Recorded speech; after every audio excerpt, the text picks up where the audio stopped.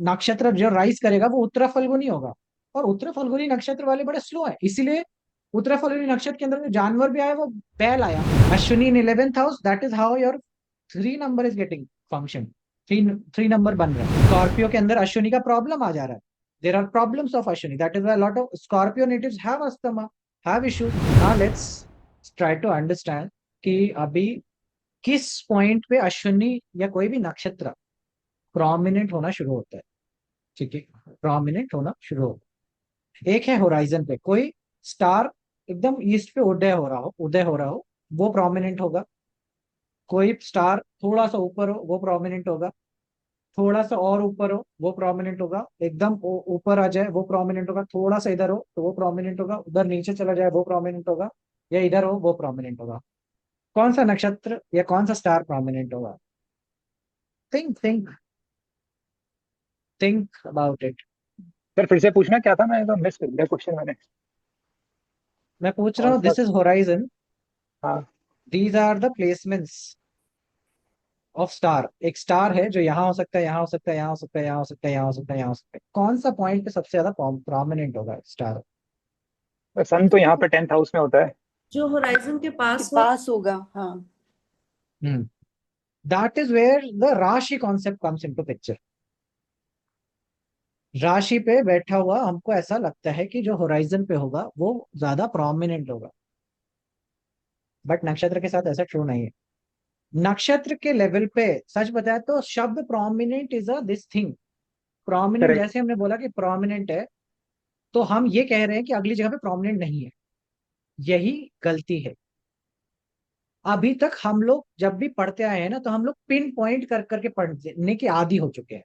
Pin point करके पढ़ने के आदी समझते हैं कि हमें बस एक जगह बता दो, बस यहाँ पे होगा प्लेसमेंट, इसका मतलब यह है। That is where the problem lies. अभी अब आपको आपको ना खाना बनाना सीखना होगा, ये दैट इज हाउ नक्षत्र इज। मतलब आपको समझना पड़ेगा कि टेस्ट कैसे, नमक ज्यादा नमक कम क्या होता है। नमक है। आपका सवाल ऐसा है सर नमक डालना है कि नहीं डालना है? मेरा कहने कि नमक कितना डालेंगे इससे बहुत कुछ फर्क पड़ जाएगा, और हम कितना नमक डालेंगे इस बात की चर्चा हो रही है। सो सबसे प्रोमिनेंट जो एट्रीब्यूट्स आएंगे, एट्रीब्यूट समझ रहे हैं, मतलब वो यही पोर्शन में आएंगे। और ऐसा नहीं कि यहाँ पे नक्षत्र है तो वो खराब हो गया। हाँ, उससे रिलेटेड चीजें हमको हो सकता है नहीं देखने को मिलेंगी या उसके ऑपोजिट में देखने को मिलेंगी। अब जैसे कि समझना, जो टॉप ऑफ द हेड है ना, ये जो लाइन है, टॉप ऑफ द हेड जो लाइन है वो बड़ी इंपॉर्टेंट है, सिर की लाइन। बट उससे भी ज्यादा इंपॉर्टेंट 9th हाउस का रीजन बन जाता है, क्योंकि ये दिस इज द भाग्य और द सॉफ्टवेयर, जो कि मैंने आपको समझाया था अपने फंडामेंटल में। This is the software, the way person thinks, this is the bhagya of the native. इसलिए जो नक्षत्र 9th हाउस में पहुंच रहा है वो व्यक्ति का साइकी, या कह लीजिए सोचने समझने अंडरस्टैंडिंग का, परसेप्शन का चीजें बनाता है। जो 10th हाउस में पहुंच रहा है वो एक्शन बनाता है, उस तरह का काम करने का ओरिएंटेशन बनाता है, उस तरह का वे ऑफ फंक्शनिंग बनाता है। समझ पा रहे हैं? अब ये हम बिना प्लैनेट की बात कर रहे हैं, हम किसी प्लैनेट को प्लेस करके बात नहीं कर रहे। मैं तुमसे एक हमेशा सवाल पूछता था, कभी तुमने सोचा कि लियो ही सूर्य को क्यों दिया गया? लियो का राशि सूर्य को क्यों दिया गया? तुम सारे लॉजिक बता सकते थे, बट उसका असली लॉजिक ये है कि उसके 9th हाउस में सन का एग्जॉल्टेशन पॉइंट पड़ जाता है। वो सॉफ्टवेयर है, व्यक्ति अंदर से राजा है, अंदर से मतलब अंदर कोर उसका राजा का है। दैट इज वाई सामने से चमक रहा है। दैट इज वाई सामने से शेयर है। दैट इज वाई सामने से कॉन्फिडेंस है। Are you getting the point? So the bhagya of the native और the 9th house nakshatra is equally important. मैं ये कह ही नहीं रहा हूँ कि नहीं, कम इंपॉर्टेंट ज्यादा इंपॉर्टेंट है। It is determining the psychological person of the native, psyche of the native. कैसा वो सोचता समझता है, उसका सॉफ्टवेयर कैसा रन करता है। ये हार्डवेयर है, ये सॉफ्टवेयर है। That is why the nakshatra sitting in the 10th house, 9th house, 11th house, these are equally important nakshatra. हर अलग अलग काम कर रहे हैं। 10th हाउस में अश्विनी आता है तो व्यक्ति का कर्म जुड़ जाता है। Karma is to karma is related to Ashwini. व्यक्ति काम अश्विनी जैसा करेगा। कब आएगा कर्म अश्विनी का?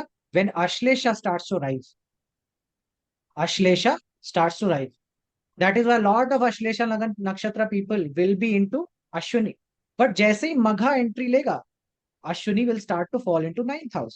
That is why a lot of Magha native people are more into power, position, reputation, क्योंकि आप साइकोलॉजिकल इज इनटू। तो नक्षत्र मैं जो मघा में पढ़ा रहा हूँ, बेसिकली वो खसका रहा हूँ अश्विनी को नीचे पोजिशंस में। अश्विनी इन 11th house, that is how your 3 number is getting function, three three number बन रहा है। इसीलिए चार्ट में समझ में नहीं आता है। चार्ट में कैसे समझोगे जब तुमको ये कॉन्सेप्ट ही नहीं मालूम है? 9th हाउस में क्या पड़ेगा शनि, अभी 8th हाउस में चला जाए शनि तो क्या मतलब है उसका? 8th हाउस में शनि जाने का मतलब है कि अब रफ्तार धीमी हो गई, अब वो शीघ्र व्यापनी शक्ति रही नहीं, अब उसकी वजह से ट्रबल से इश्यूज है। मतलब बॉडी के, फिजिकल बॉडी के अंदर शीघ्र व्यापनी नहीं है, यहाँ पे अश्विनी आ गया मान लीजिए। तो अब देखिए, नक्षत्र जो राइज करेगा वो उत्तरा फल्गुनी होगा, और उत्तरा फल्गुनी नक्षत्र वाले बड़े स्लो है, इसीलिए उत्तरा फल्गुनी नक्षत्र के अंदर जो जानवर भी आया वो बैल आया। और घोड़ा और बैल is there are polar opposite, एक की रफ्तार कितनी है और एक की रफ्तार कितनी है आप खुद ही समझ सकते हो। Total opposition Ashwini in the, and that is why a lot of Uttara Falguni natives will lose transport, lose, bus छूट जाएगी, ट्रेन छूट जाएगा, उनका चीजें होंगे, वैसा चीजें आने वाला। Can be also but like death, deaथ be while traveling, ऐसा कुछ will it come? Nothing like that death, just this thing, just the transformation चीजें। और इन्हीं का कर्मा भी, उत्तरा फल्गुनी वालों का कर्मा भी यही बनता है, ऐसा ही काम मिलता है इनको, जहां पे they have to, because something, मैं तुमको हमेशा कॉन्सेप्ट बताता था कि कुछ घटा है, जो घटा है उसी के पीछे दौड़ चालू हो जाती है। अब घटा क्या है, रफ्तार घट जाती है, तो रफ्तार वाली चीजें ज्यादा करने में मजा आता है।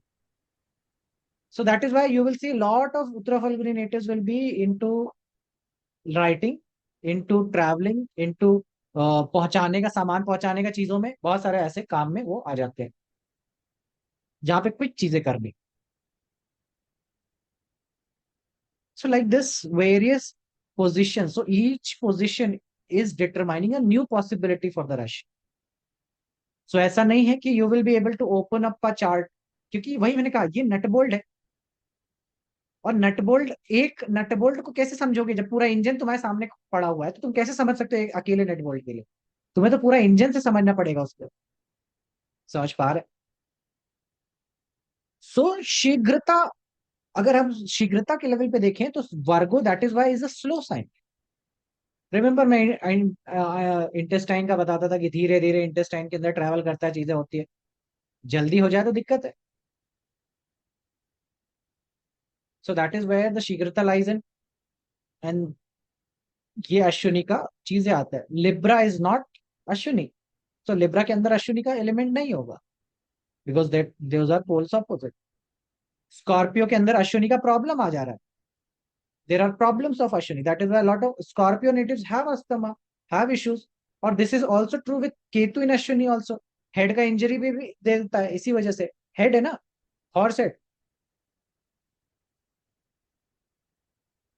Ashwini 9th house, 4th house में चला जाए, सो नाउ ब्रदर से रिलेटेड डिस्प्यूट, इसमें भी ब्रदर को प्रॉब्लम होना शुरू हो जाती है। आप देखो, उत्तरा फाल्गुनी का नक्षत्र हो, अश्विनी से 8th हाउस में मिलता है, ऐसे व्यक्ति का जन्म ही ये बताता है कि या तो ब्रदर नहीं होगा, अगर होगा तो डाई करके तब जन्म लिया होगा व्यक्ति, क्योंकि अश्विनी 8th हाउस में। इधर अगेन, यहाँ पे अब pending karma is because of Ashwini. So मित्र का और भाई का, बहन का पेंडिंग कर्मा बन के आता है। That is we have very very well established in Scorpio. Remember, Scorpio के अंदर हम लोग बार बार अष्टम के जेमिनाई की बात करते थे कि स्कॉर्पियो आएगा, तुमको भाई का चीजें करना पड़ेगा, मित्र का चीजें करना पड़ेगा, मित्र के लिए खराब साल होगा, स्कॉर्पियो एक्टिवेशन। वो समझ पा रहे? तो मैं उस टाइम पे राशि से बताता था, अब नक्षत्र से बता रहा हूँ। और इसीलिए मकर राशि वाले बहुत सारे लोग जो होंगे उनके जीवन में क्या मिलेगा, ब्रदर से डिस्प्यूट, प्रॉपर्टी का डिस्प्यूट, लैंड का डिस्प्यूट। क्यों? क्योंकि एक नंबर यहाँ पे आता है, प्रॉपर्टी और अश्विनी मिल रहा है, वैसा चीज आ रहा है। और दैट इज वाई स्लो, तो lot of Saturn effect will be. Saturn लगन पे आ गया मतलब भाई से इश्यू है, भाई को कुछ ना कुछ इश्यू है, दैट इज फॉर श्योर। क्योंकि अश्विनी जा चुका है, शीघ्रता चली जाती है, क्विक नहीं है ना, स्लो है, स्लोनेस आ जाती है।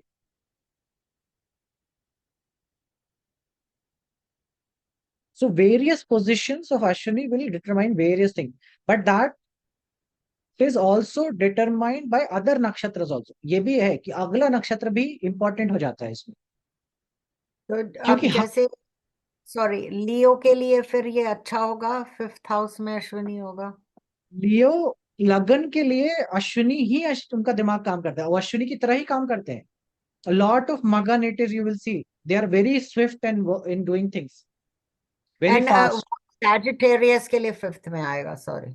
Sagittarius के फिफ्थ में है, for Sagittarius उनके it's all लिए about अच्छा fifth होगा। house.